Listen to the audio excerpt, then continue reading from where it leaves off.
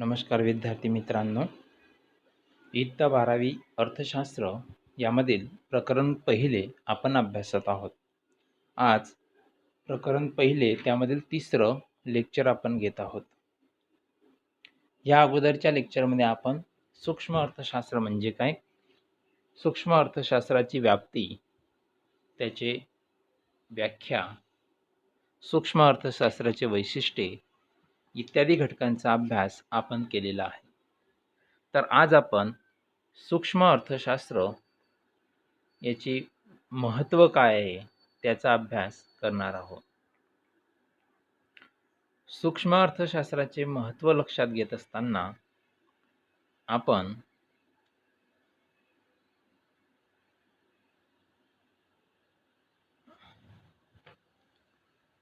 किंमत निश्चिती, मुक्त बाजार व्यवस्था,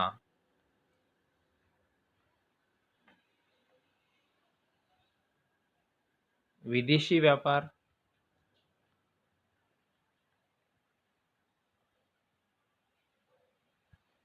आर्थिक प्रारूपांची निर्मिती, व्यावसायिक निर्णय, शासनास उपयुक्त इत्यादी मुद्द्यांच्या आधारे आपण सूक्ष्म अर्थशास्त्राचे महत्त्व अभ्यासणार आहोत. तत्पूर्वी सूक्ष्म अर्थशास्त्र महत्त्व अभ्यासत असताना आपण सूक्ष्मलक्षी हे नाव सूचित करते, त्याचप्रमाणे अर्थशास्त्रांच्या या शाखेत चिकित्सक दृष्टिकोन वापरला जाताना दिसतो. लहान लहान जीवाणूंचा अभ्यास सूक्ष्मदर्शकाखाली मायक्रोस्कोप जसा केला जातो, त्याचप्रमाणे सूक्ष्मलक्षी अभ्यास पद्धतीत अर्थव्यवस्थेतील बारीक सारीक घटकांचा विचार केला जातो. अर्थव्यवस्थेमध्ये हजारो जे नागरिक आहेत, उत्पादन प्रक्रियेत प्रत्यक्ष वा अप्रत्यक्ष रीतीने समाविष्ट असतात.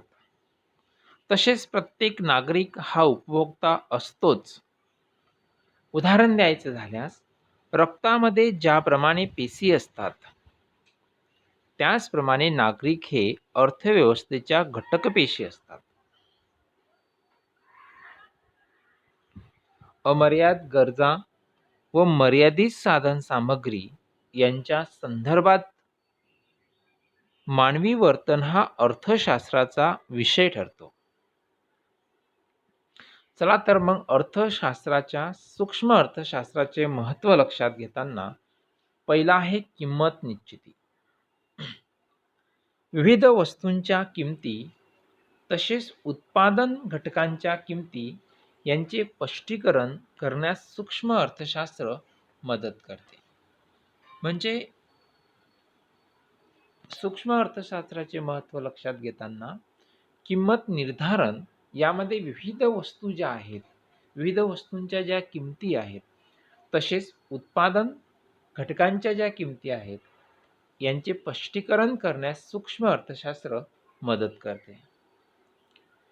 दुसरं महत्त्वाचं महत्त्व लक्षात घेताना की मुक्त बाजार अर्थव्यवस्था.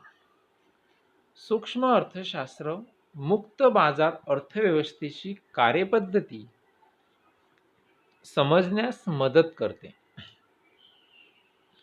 मुक्त बाजारपेठ ही अशी अर्थव्यवस्था आहे की ज्यात वस्तूच्या उत्पादनाबाबत कोणते उत्पादन करावे, कसे करावे, किती प्रमाणात करावे यासारखे आर्थिक निर्णय खाजगी पातळीवर घेतले जातात. त्यात शासन किंवा इतर कोणत्याही यंत्रणेचा हस्तक्षेप नसतो.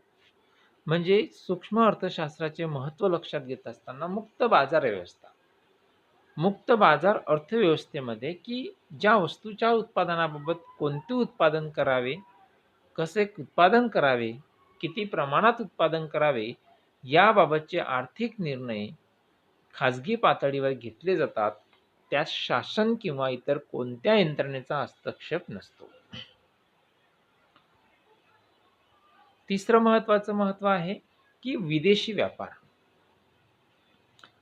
सूक्ष्म अर्थशास्त्रामध्ये हे जगात शुल्काचे विशिष्ट वस्तूवरील परिणाम, कोणत्याही दोन देशाच्या चलन विनिमय दराची निश्चिती, आंतरराष्ट्रीय व्यापारातील फायदे यासारख्या विदेशी व्यापारातील विविध पैलूंचे स्पष्टीकरण करण्यास मदत करते. म्हणजे सूक्ष्म अर्थशास्त्राचं महत्त्व लक्षात घेताना आपण विदेशी व्यापार यालाही अनन्यसाधारण महत्त्व आहे. जसे की सूक्ष्म अर्थशास्त्र हे जगात शुल्काचे विशिष्ट वस्तूवरील परिणाम, कोणत्याही दोन देशांच्या चलन विनिमय दराची निश्चिती, आंतरराष्ट्रीय व्यापारातील फायदे यासारख्या विदेशी व्यापारातील विविध पैलूंचे स्पष्टीकरण करण्यास मदत करते. पुढचं आहे आर्थिक प्रारूपांची निर्मिती. आर्थिक प्रारूपांची निर्मिती. सूक्ष्म अर्थशास्त्र सुलभ प्रारूपाद्वारे विविध गुंतागुंतीच्या आर्थिक परिस्थितीचे आकलन करण्यास सहाय्य करते. विविध संज्ञा असतील, संकल्पना असतील, परिभाषा किंवा नवीन आर्थिक विश्लेषणाची साधने यासारख्या महत्त्वपूर्ण योगदान सूक्ष्म अर्थशास्त्राद्वारे केले जाते. पुढचा आहे व्यावसायिक निर्णय. व्यावसायिकांना महत्त्वपूर्ण व्यावसायिक निर्णय घेण्यास सूक्ष्म आर्थिक सिद्धांत मदत करतात. व्यावसायिक निर्णयामध्ये व्यावसायिकांना महत्त्वपूर्ण व्यावसायिक निर्णय घेण्यास सूक्ष्म आर्थिक सिद्धांत मदत करतात. या नियमांमध्ये उत्पादन खर्चाची जी निश्चिती आहे, वस्तूची किंमत निश्चिती, महत्तम उत्पादन आणि नफा इत्यादींचा समावेश आपल्याला व्यावसायिक निर्णय या महत्वामध्ये होत असतो. पुढचा आहे शासनास उपयुक्त. सरकारी कर धोरण. पुढचं महत्वाचं महत्व आहे सूक्ष्मलक्षी अर्थशास्त्राचं की शासनास उपयुक्त. सरकारी कर धोरण, सार्वजनिक खर्च धोरण, किंमत धोरण यासारख्या आर्थिक धोरणांची आखणी करण्यासाठी सूक्ष्म अर्थशास्त्र उपयुक्त ठरते. ही धोरणे संसाधनांचे कार्यक्षम वितरण करण्यासाठी आणि सामाजिक आर्थिक कल्याणाच्या प्रसारासाठी शासनास मदत करत असते. पुढचं महत्वाचं महत्व आहे कल्याणकारी अर्थशास्त्राचा वापर.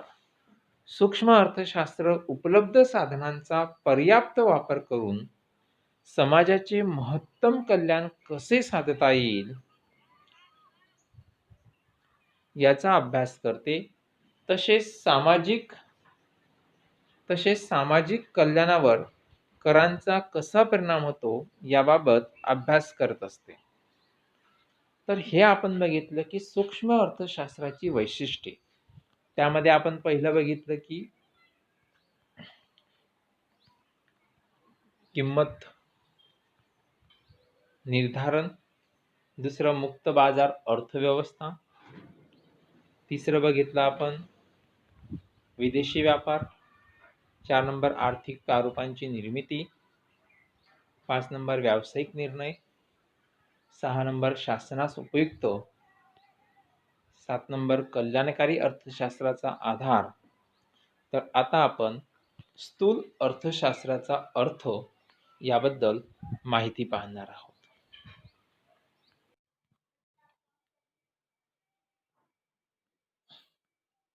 स्थूल अर्थशास्त्राचा अर्थ. स्थूल अर्थशास्त्र संपूर्ण अर्थव्यवस्थेचे विश्लेषण करणारी अर्थशास्त्राची एक शाखा आहे. उदाहरणार्थ एकूण रोजगार, राष्ट्रीय उत्पन्न, राष्ट्रीय उत्पादन, एकूण गुंतवणूक, एकूण उपभोग, एकूण बचत, सर्वसाधारण किंमत, व्याजदर पातळी, व्यापार चक्रातील चढउतार, स्थूल अर्थशास्त्र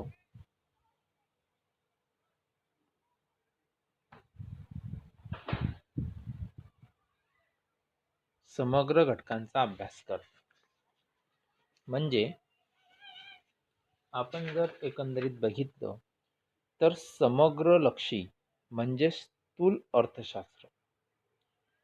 समग्रलक्षी अर्थशास्त्राच्या वेगवेगळ्या व्याख्या वेगवेगळ्या अर्थशास्त्रज्ञांनी केल्या आहेत.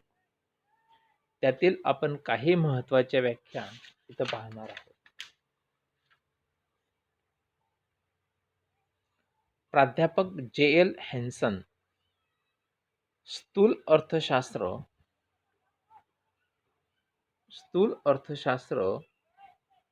अर्थशास्त्र ही एक अर्थशास्त्राची अशी शाखा आहे की ज्यात एकूण रोजगार, एकूण बचत, एकूण गुंतवणूक, राष्ट्रीय उत्पन्न यासारख्या मोठ्या समुच्चयाचा व त्यांच्यातील परस्पर संबंधांचा विचार करण्यात येतो. दुसरी व्याख्या जर बघितली की प्राध्यापक कार्ल यांच्या मते स्थूल अर्थशास्त्र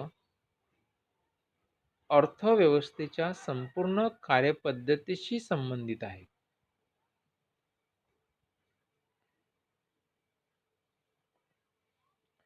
स्थूल अर्थशास्त्र संपूर्ण अर्थव्यवस्थेच्या कार्यपद्धतीचा अभ्यास करते. संपूर्ण अर्थव्यवस्थेतील एकूण मागणी व एकूण पुरवठा यांचे संतुलन पाहणे हा उद्देश या अर्थशास्त्राचा असतो. वस्तू व सेवा यांचे एकूण उत्पादन, वस्तू व सेवांच्या किमतीची पातळी व उत्पादक साधनांचे उत्पादनातील सहभागित्व आणि रोजगार यांची निश्चिती स्पष्ट करण्यास प्रयत्न करते. एकूण उत्पादन, एकूण रोजगार व सर्वसामान्य किंमत पातळी यात बदल घडविणाऱ्या चलांचा हे शास्त्र अभ्यास करत असते. आता आपण स्थूल अर्थशास्त्राची व्याप्ती बघू. स्थूल अर्थशास्त्राची व्याप्ती पाहत असताना त्यामध्ये उत्पन्न व रोजगार सिद्धांत, सर्वसाधारण किंमत सिद्धांत व भाववाढ, आर्थिक वृद्धी व विकासाचे सिद्धांत, विभाजनाचा समग्रलक्षी सिद्धांत, उत्पन्न व रोजगार सिद्धांताचे अजून दोन भाग पडतात. त्यामध्ये उपभोग फलनाचा सिद्धांत, गुंतवणूक सिद्धांत.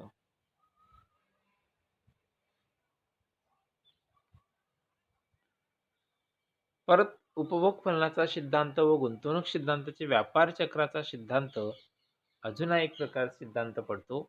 तर चला तर मग आपण स्थूल अर्थशास्त्राची व्याप्ती विचारात घेऊ.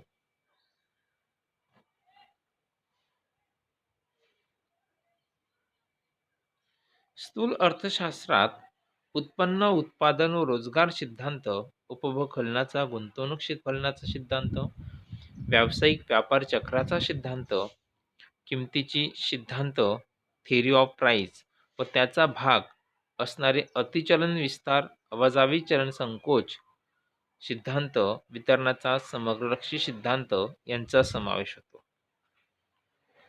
पहिला आहे उत्पन्न व रोजगार सिद्धांत.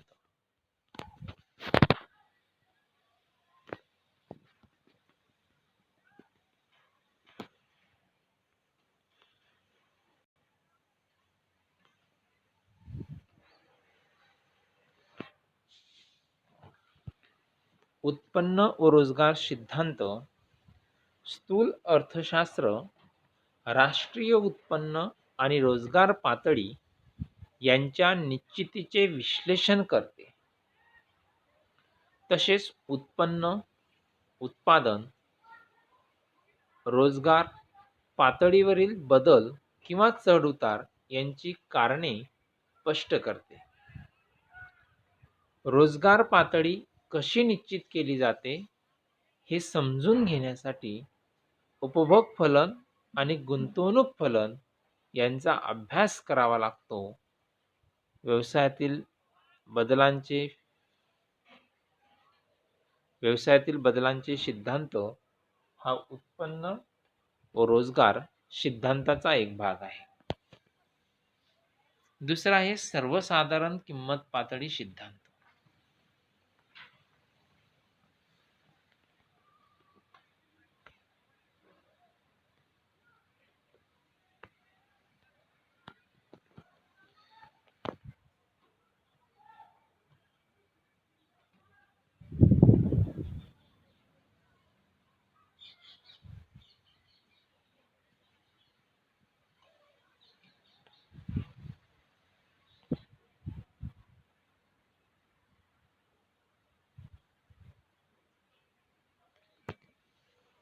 स्थूल अर्थशास्त्र सर्वसाधारण किंमत पातळी कशी निश्चित होते आणि त्यातील चढउतारांची कारणे याविषयी विश्लेषण करते. त्यामुळे तेजी व मंदी, सामान्य पातळीमुळे निर्माण होणाऱ्या बदलांचे विश्लेषण करते. तेजी आणि मंदी निर्माण होणाऱ्या समस्यांमुळे सर्वसाधारण किंमत पातळीचा अभ्यास महत्त्वपूर्ण ठरतो. स्थूल अर्थशास्त्राची व्याप्ती पाहत असताना तेजी मंदीची जे चक्र आहेत, चक्रवाढ इत्यादी निर्माण होणाऱ्या समस्यांचे निराकरण करण्याकरता राबवण्यात येणाऱ्या आर्थिक धोरणांचा अभ्यासही स्थूल अर्थशास्त्रात केला जातो. पुढचा आहे आर्थिक वृद्धी व विकासाचा सिद्धांत. आर्थिक वृद्धी व विकासाचा सिद्धांत. स्थूल अर्थशास्त्र विकसित आणि विकसनशील देशांतील आर्थिक वृद्धी व विकासासंबंधित सिद्धांताचा समावेश होतो. म्हणजे आपण जर बघितलं की आर्थिक वृद्धी आणि विकासाचे सिद्धांत हे स्थूल अर्थशास्त्राची व्याप्ती आहे. तर स्थूल अर्थशास्त्रात विकसित आणि विकसनशील देशातील आर्थिक वृद्धी व विकासासंबंधित सिद्धांताचा समावेश होतो. त्यात अल्पविकास, दारिद्र्य यांची कारणे व कार्यपद्धतीचे स्पष्टीकरण केले जाते. तसेच आर्थिक वृद्धी व विकासाचा वेग वाढवण्याची व्यूहरचना सुचवली जाते. म्हणून आर्थिक वृद्धी व विकासाचे सिद्धांत हा स्थूल अर्थशास्त्राच्या व्याप्तीमध्ये समावेश होतो. पुढचा आहे विभाजनाचा समग्रलक्षी सिद्धांत. विभाजनाचा समग्रलक्षी सिद्धांत. स्थूल अर्थशास्त्रीय सिद्धांत एकूण राष्ट्रीय उत्पन्नातील खंड, वेतन, व्याज आणि नफा यांच्याशी संबंधित सापेक्ष भागांशी निगडीत आहे. म्हणजे विभाजनाच्या समग्रलक्षी सिद्धांताचा जर आपण विचार केला तर त्यामध्ये स्थूल अर्थशास्त्रीय सिद्धांत आहेत. एकूण राष्ट्रीय उत्पन्नातील खंड आहेत, वेतन, व्याज व नफा यांच्याशी संबंधित सापेक्ष भागांशी निगडीत आहे. तर अशा प्रकारे आपण समग्रलक्षी म्हणजे स्थूल अर्थशास्त्राची व्याप्ती पाहत असताना त्यामध्ये उत्पन्न व रोजगार सिद्धांत, सर्वसाधारण किंमत सिद्धांत, आर्थिक वृद्धी व विकासाचे सिद्धांत, विभाजन समग्रलक्षी सिद्धांत यांचा अभ्यास केला. तर आता आपण स्थूल अर्थशास्त्राचे वैशिष्ट्ये यांचा अभ्यास करणार आहोत.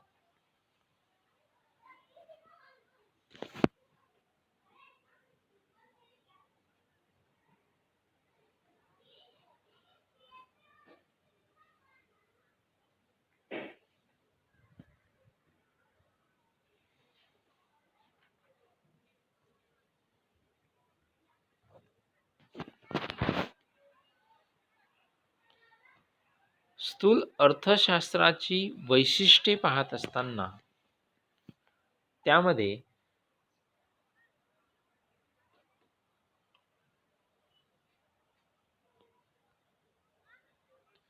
स्थूल अर्थशास्त्राची वैशिष्ट्ये पाहत असताना त्यामध्ये समग्र घटकांचा अभ्यास, दुसरं वैशिष्ट्य आहे उत्पन्न सिद्धांत, त्यानंतर सर्वसाधारण समतोल विश्लेषण, परस्परावलंबन, धोरणाभिमुख,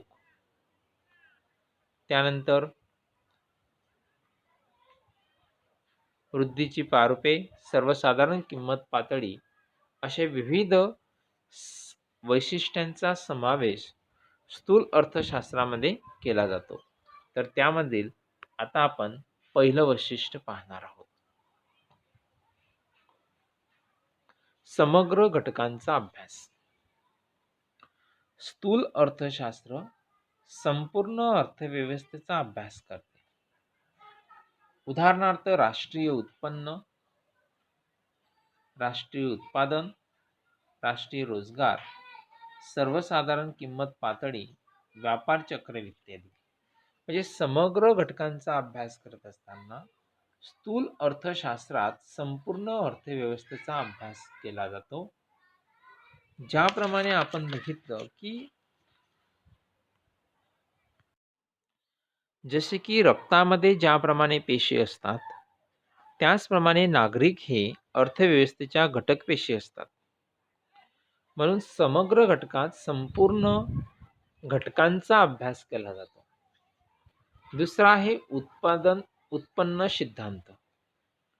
स्थूल अर्थशास्त्र राष्ट्रीय उत्पन्नाची संकल्पना, त्यांचे विविध घटक, मापन पद्धती आणि सामाजिक लेखांकनाचा अभ्यास करते. ते एकूण मागणी व एकूण पुरवठ्याशी संबंधित आहे आणि तसेच राष्ट्रीय उत्पन्नातील चढ उतार, व्यापार चक्रातील तेजी मंदी यांच्या कारणांचे व बदलांचे स्पष्टीकरण करते. उत्पन्न सिद्धांतामध्ये जर आपण बघितलं तर स्थूल अर्थशास्त्र राष्ट्रीय उत्पन्नाची संकल्पना, त्याचे जे विविध घटक आहेत, मापन पद्धती असेल, ते एकूण मागणी व एकूण पुरवठ्याशी संबंधित आहेत. तसेच राष्ट्रीय उत्पन्नातील चढ उतार, व्यापार चक्रातील तेजी मंदी यांच्या कारणांचे व बदलांचे स्पष्टीकरण करते.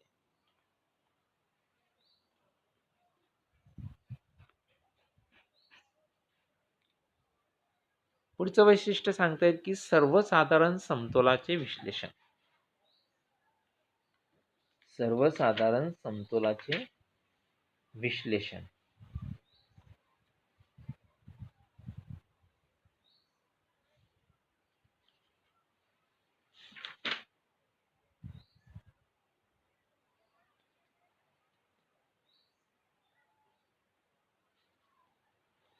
स्थूल अर्थशास्त्र एकूण घटकांच्या वर्तनाशी आणि त्यांच्या कार्यपद्धतीशी संबंधित आहे.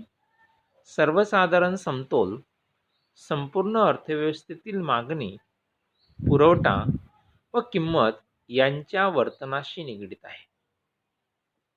म्हणजे सर्वसाधारण समतोलाचे विश्लेषण लक्षात घेता स्थूल अर्थशास्त्रात एकूण घटकांच्या वर्तनाशी आणि त्यांच्या कार्यपद्धतीशी संबंधित आहे. सर्वसाधारण समतोल संपूर्ण अर्थव्यवस्थेतील मागणी, पुरवठा व किंमत यांच्या वर्तनाशी निगडित आहे. पुढचं महत्त्वाचं वैशिष्ट्य आहे की परस्परावलंबन. स्थूल विश्लेषणात हे एकूण आर्थिक चले, उदाहरणार्थ उत्पन्न, उत्पादन, रोजगार, गुंतवणूक किंमत पातळी यासारख्या आर्थिक चलांचे परस्परावलंबन लक्षात घेतले जाते.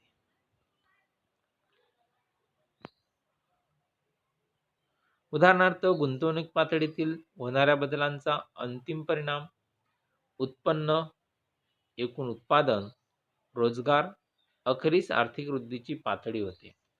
म्हणजे परस्परावलंबन मध्ये स्थूल विश्लेषणात एकूण आर्थिक चले, उत्पन्न, रोजगार, गुंतवणूक, किंमत पातळी इत्यादी सर्व घटकांचा अभ्यास स्थूल अर्थशास्त्रात केला जातो. पुढचा आहे राशी पद्धत.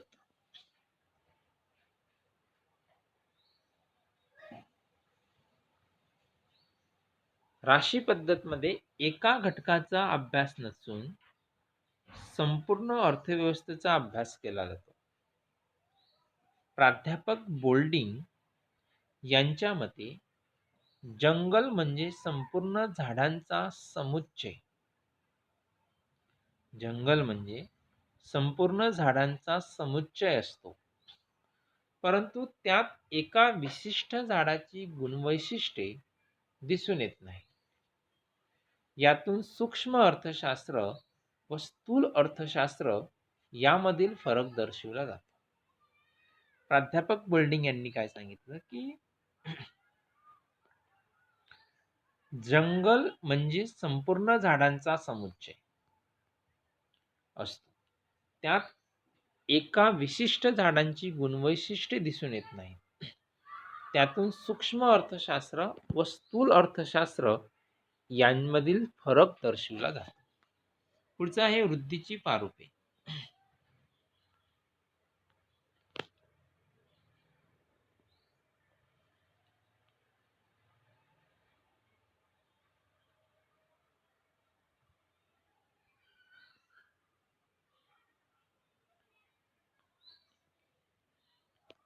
स्थूल अर्थशास्त्रात आर्थिक वृत्ती व आर्थिक विकास विविध घटकांचा सहभाग अभ्यासला जातो. स्थूल अर्थशास्त्र वृद्धीची प्रारूपे विकसित करण्यासाठी उपयुक्त ठरते. आर्थिक विकासाच्या अभ्यासासाठी ही प्रारूपे उपयोगी ठरतात. विकासाच्या वृद्धी अभ्यासासाठी उदाहरणार्थ मूलभूत व अवजड उद्योगावर भर देणारी महानोबेलिस वृत्ती प्रारूप हे देखील वृद्धीची प्रारूपे वैशिष्ट्य आपल्याला स्थूल अर्थशास्त्रात सांगता येतील. आणि शेवटला आहे अजून आहे पुढचा आहे सर्वसाधारण किंमत पातळी. स्थूल अर्थशास्त्रात सर्वसाधारण किंमत पातळी, निश्चिती व त्यातील बदल यांचा अभ्यास केला जातो. सर्वसाधारण किंमत पातळी म्हणजे अर्थव्यवस्थेतील सद्यस्थितीत उत्पादित केल्या जाणाऱ्या सर्व वस्तू व सेवांच्या किमतीची सरासरी होय. सर्वसाधारण किंमत पातळी हे स्थूल अर्थशास्त्राचे वैशिष्ट्य सांगत असताना स्थूल अर्थशास्त्रात सर्वसाधारण किंमत पातळी, निश्चिती व त्यातील बदल यांचा अभ्यास असतो. सर्वसाधारण किंमत पातळी म्हणजे अर्थव्यवस्थेतील सद्यस्थितीत उत्पादित केलेल्या सर्व वस्तू व सेवांच्या किमतीची सरासरी होय. पुढचं वैशिष्ट्य आहे धोरणाभिमुख.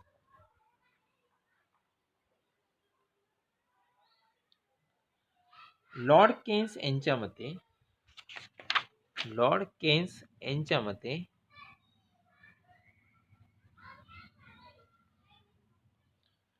स्थूल अर्थशास्त्र हे आर्थिक समस्या सोडवणाऱ्या धोरणांची चर्चा करणारे शास्त्र आहे.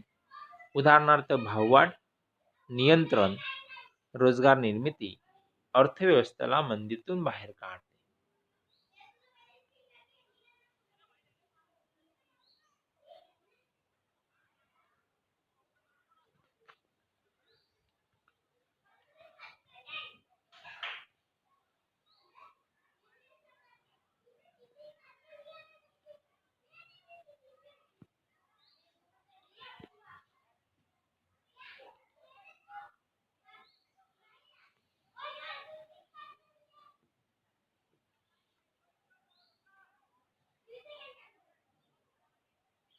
तर आज आपण स्थूल अर्थशास्त्राची वैशिष्ट्ये पाहत असताना पहिला घटक बघितला की समग्र घटकांचा अभ्यास. यामध्ये राष्ट्रीय उत्पन्न, राष्ट्रीय उत्पादन, राष्ट्रीय रोजगार, सर्वसाधारण किंमत पातळी, व्यापार चक्र इत्यादींचा अभ्यास केला.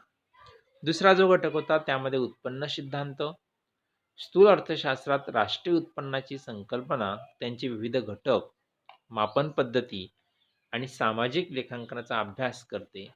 ते एकूण मागणी व किंमत पुरवठ्याशी संबंधित आहे. तसेच राष्ट्रीय उत्पन्नातील चढ-उतार, व्यापार चक्रातील तेजी-मंदी यांच्या कारणांचे व बदलांचे स्पष्टीकरण करते. पुढचा मुद्दा बघितला आपण, सर्वसाधारण समतोलाचे विश्लेषण. त्यामध्ये स्थूल अर्थशास्त्र एकूण घटकांच्या वर्तनाशी आणि त्यांच्या कार्यपद्धतीशी संबंधित आहे. सर्वसाधारण समतोल संपूर्ण अर्थव्यवस्थेतील मागणी, पुरवठा व किंमत यांच्या वर्तनाशी निगडीत आहे. नंतर परस्परावलंबन बघितलं. पुढचं वैशिष्ट्य बघितलं, वृद्धीची प्रारूपे, सर्वसाधारण किंमत पातळी आणि धोरणाभिमुख. परस्परावलंबनमध्ये आपण प्राध्यापक बोल्डिंग, राशी पद्धतमध्ये आपण प्राध्यापक बोल्डिंग यांनी जंगल म्हणजे संपूर्ण झाडांचा समुच्चय असतो, परंतु त्यात एका विशिष्ट झाडांची गुणवैशिष्ट्ये दिसून येत नाही. यातून सूक्ष्म अर्थशास्त्र व स्थूल अर्थशास्त्र यामधील फरक दर्शविला जातो. वृद्धीची प्रारूपे, सर्वसाधारण किंमत पातळी, धोरणाभिमुख अशा वेगवेगळ्या वैशिष्ट्यांचा अभ्यास आपण केला. यानंतरच्या व्हिडिओ लेक्चरमध्ये आपण स्थूल अर्थशास्त्राचे महत्त्व काय आहे, स्थूल अर्थशास्त्राचे महत्त्व पाहत असताना त्यामध्ये अर्थव्यवस्थेची कार्यपद्धती, दुसरा मुद्दा आहे आर्थिक चढ-उतार, राष्ट्रीय उत्पन्न, आर्थिक विकास, अर्थव्यवस्थेची कामगिरी, स्थूल आर्थिक चलांचा अभ्यास आणि सामान्य रोजगार पातळी, त्यानंतर सूक्ष्म अर्थशास्त्र आणि स्थूल अर्थशास्त्र यांचा फरक, या गोष्टींचा आपण अभ्यास करणार आहोत. तर आता आज आपण इथंच थांबूया. धन्यवाद.